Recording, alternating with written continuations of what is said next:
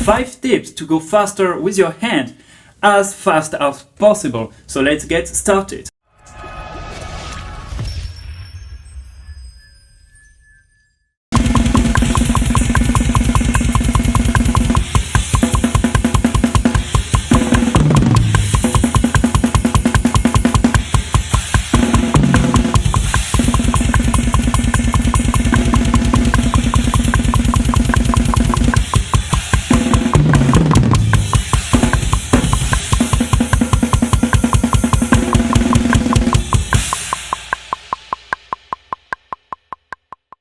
Tips number 1.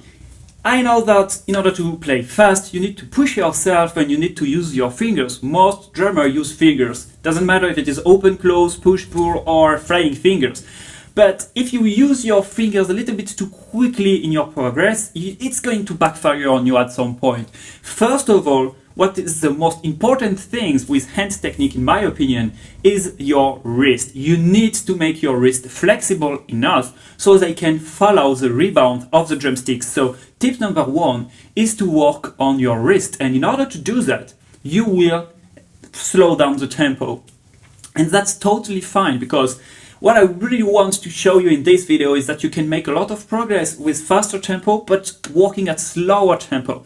And if you play slower tempo with your wrist, it is going to be super helpful for the faster tempo, even if you are using your fingers for the faster tempo.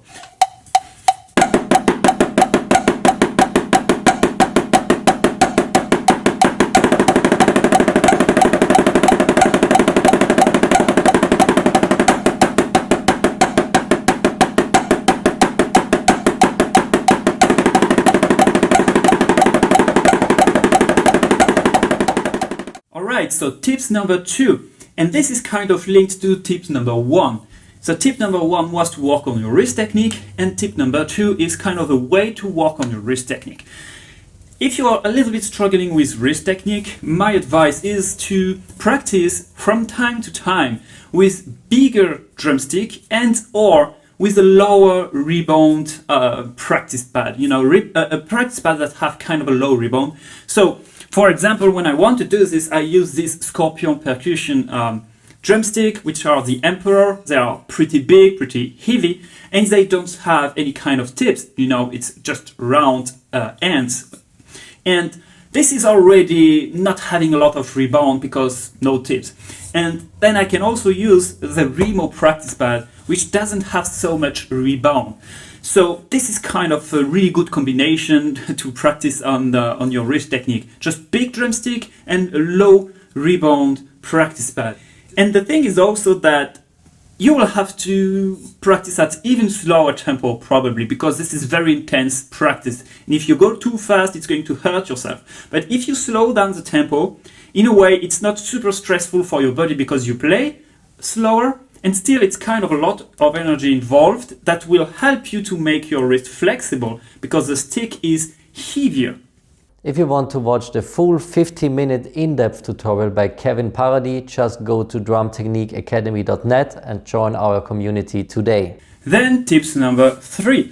Of course, in order to play faster, you are going to push yourself at some point, and you will start to play a little bit faster, doing only 4 bars and then 8 and then 16, stuff like that. That is for sure. This is the way to go when you push yourself. You start with a short period of time and then you make more and more bars. But doing this, you will probably have some posture issues. So tip number 3 is to watch your posture, especially when you are pushing yourself.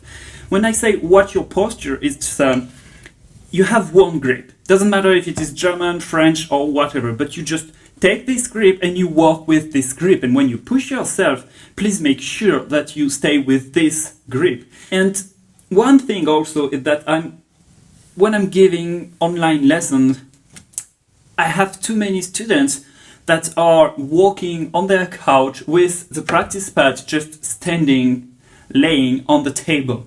And when you want to practice, especially when you want to push yourself, you need a proper standing position and a proper practice pad. So please, if you need to buy an extra throne for your flat because the other one is in the rehearsal room, just buy this throne and buy proper practice pad with a proper stance and practice in a good posture. Otherwise, it is pointless to practice.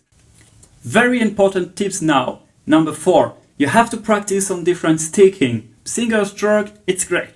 Double stroke, it's great too. But paradiddle, the very simple one, right, left, right, left, left, you definitely have to practice on that one too. And when I say that you have to practice your paradiddle, I don't say practice your paradiddle like this. I mean that you have to push yourself until you can play your paradiddle as fast as your double or single stroke roll. Alright, drummers, one last tip. I've talked mainly about practicing on the practice pad, and I think it's very important, because if you're practicing on the practice pad, you have less distraction to just jam on the drum kit, because it's so nice to have all the drum kits around you that you don't want to go through very basic exercises. So on the practice pad, you are just more focused because of that. It's also saving your ears like crazy. It's saving your gear too. And so then it's also saving your focus, as I've said. So it's very important to practice on the practice pads, but that doesn't mean you cannot practice on the drum kit, and this is super important. When you are pushing yourself on the practice pads, basically at some point you might use a technique that is great for the practice pads, but that just doesn't work at all behind the drum kit. And I've noticed that when I was playing skank beats with the 16th note on the hi-hat, they were really not good. And it was because I was using too much fingers in my open-close motion and not wrists.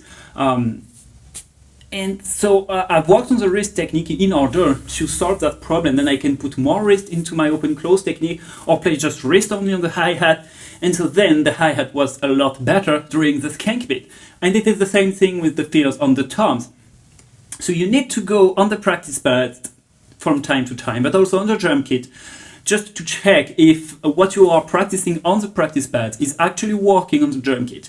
If what you are practicing on the practice pad isn't working on the drum kit, just get rid of that, find what is working on the drum kit, and then try to practice these things on the practice pad. So you definitely need to practice on both practice pad and drum kit. And finally, it is the drum kit that says if it is good or not. And then it's on the practice pad that you practice what is working on the drum kit, as I've said, to save your ears, your gear, and your focus.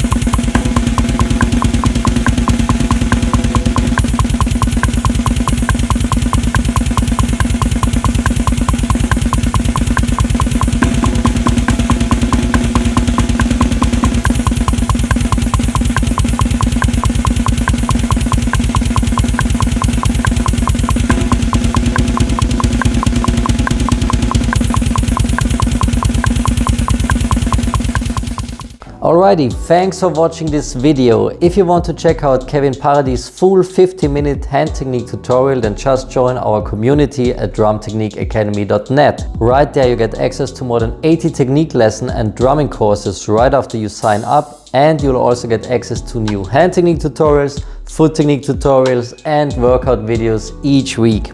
So make sure to join our community at drumtechniqueacademy.net.